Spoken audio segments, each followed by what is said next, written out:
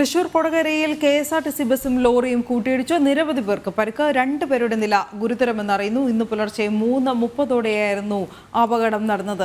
M Manoj ചേരുന്നു കൂടുതൽ വിവരങ്ങളുമായി. മനോജ്, ഈ പരിക്കേറ്റവരുടെ നില എപ്രകാരമാണ്? എവിടേക്കാണ് പ്രവേശിപ്പിച്ചിരിക്കുന്നവരെ?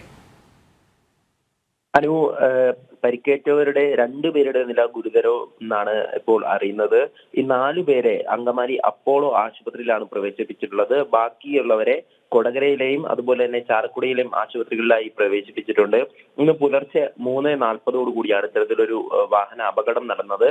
ഈ കൊടകരയിൽ KSRTC, അതായത് തൃശ്ശൂരിൽ നിന്നും എറണാകുളത്തേക്ക് പോയ സൂപ്പർഫാസ്റ്റ് KSRTC ബസ്സാണ്. ആ ബസ്സിന് മുൻവശത്തും ലോറി ഇടിച്ചിരുന്നു. പിന്നീട് അതിന്റെ പുറകുവശത്തും ലോറി ഇടിച്ച അങ്ങനെയാണ് അപകടമുണ്ടായത്. തുടർന്നാണ് 12ഓളം പേർക്ക് പരിക്കേറ്റത്. ഇതിലിപ്പോൾ 4 പേരെ നേരത്തെ സൂചിപ്പിച്ചതുപോലെ അപ്പോളോ ആശുപത്രിയിൽ പ്രവേശിപ്പിച്ചിട്ടുണ്ട്. എന്തായാലും ഇത് സംബന്ധിച്ച് ഈ കൊടകര മേൽപ്പാലത്തിന് സമീപമാണ് ഈ ബസ്സിന് പുറകിൽ ലോറി വന്ന് ഇടിച്ചതും അതുപോലെ തന്നെ ബസ്സിന് മുന്നിൽ മറ്റൊരു ലോറി ഇടിച്ചതും. ഇതുമായി ബന്ധപ്പെട്ട് ഈ യാത്രക്കാരുൾപ്പെടെ, അതായത് കണ്ടക്ടറിനും ഡ്രൈവറിനുമാണ് ഇപ്പോൾ ഗുരുതര പരിക്കേറ്റിട്ടെന്ന് ഉള്ളതാണ് വിവരം. ഇതുമായി ബന്ധപ്പെട്ട് കൊടകര പോലീസ് സ്ഥലത്തെത്തിയിരുന്നു. തുടർന്ന് നാട്ടുകാരും ചേർന്നാണ് ഈ രക്ഷാപ്രവർത്തനം നടത്തിയത്. അവരാണ് ഈ മറ്റ് ആശുപത്രികളിലേക്കും ഇവരെ മാറ്റിയത്.